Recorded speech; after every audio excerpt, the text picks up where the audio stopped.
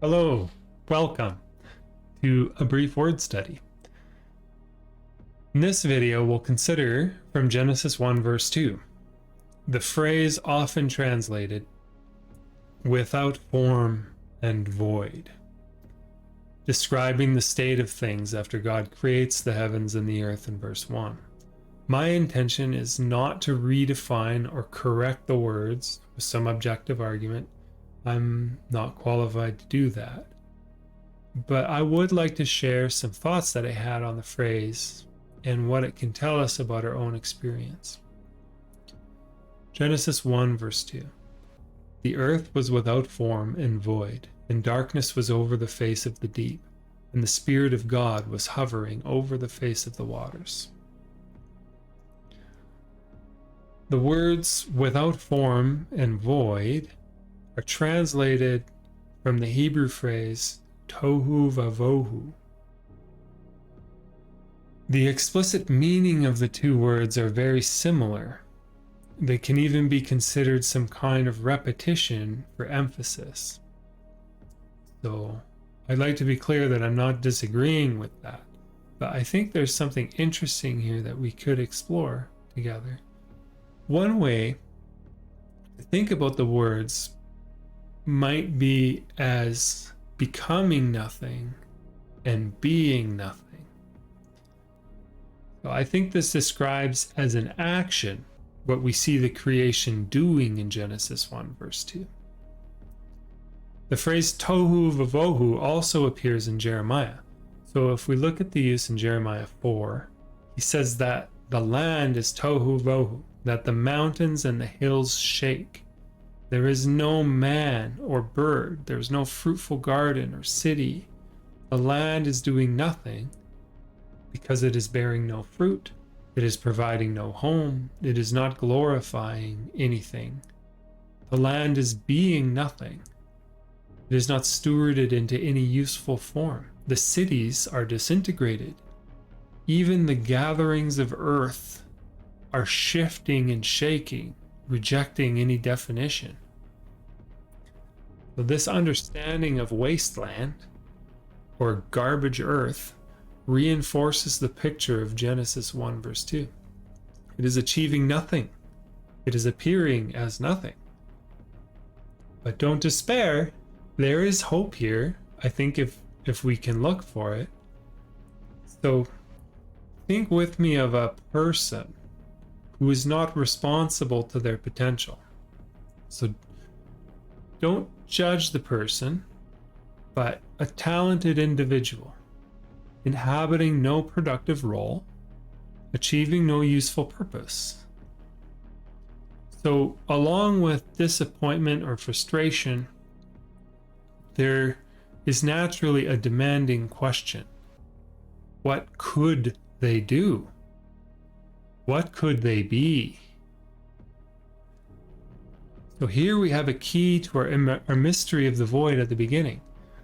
All of creation may be asking the question, what do I do? What do I be? What is lurking below the chaos of disincarnation is infinite potential. What will I do? What will I be? Two questions bubbling at the source of our quest for a satisfying life. Two questions waiting at the root of reality. Our being longs for the realization of a vision. We desire purpose and the fulfillment of it. Without an end and a means, with no purpose or tool, we cannot act. We cannot be accused of living.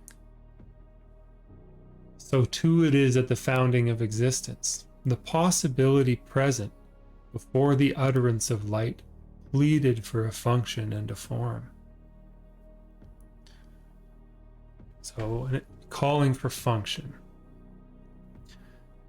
An old retired welder sifts through the leavings in a scrapyard. His creative power gives new life to discarded material. He repurposes refuse.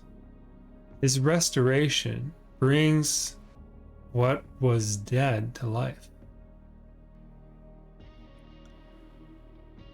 A professor observes undergraduates shuffling into the lecture hall. He knows that while these students may be fit and able, without direction, the vitality of their youth will be wasted. They seek purpose. A skilled disciplinarian equips them to discover it. Calling for form. The master sculptor looks at a block of marble and envisions a form within the stone.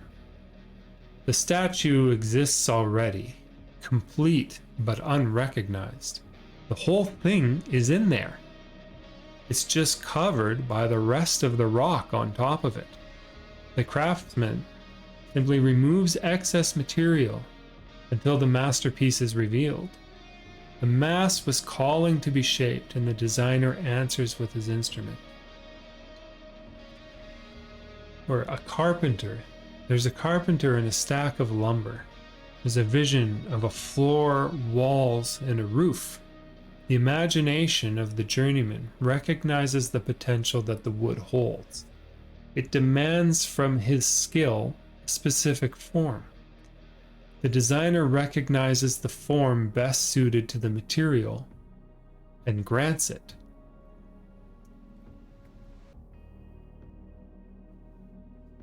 In order to act, a person requires a body. I've never seen someone disagree with that. Literally, how could they? To properly inhabit a body requires some manner of action. So when a person's comatose, they're incapable of action. They can only speculate as to whether they're exerting any will. It can't be demonstrated that they are without some kind of physical behavior. So action and shape, function and form are necessarily related. Specific shapes lend themselves to specific manners of action, and certain actions require unique shapes. For example, a circle and rolling, or a square and remaining still. To unlock a thing demands a specific key.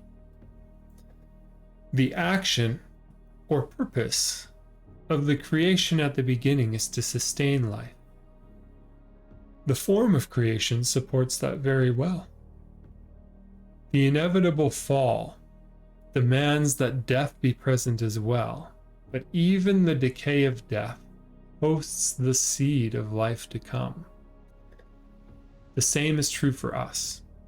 Uphold life. We are formed for it, and it is a glorifying function. Death will only distill the glory we've offered our Master through our service. Near the beginning, the creation to be is calling to its creator.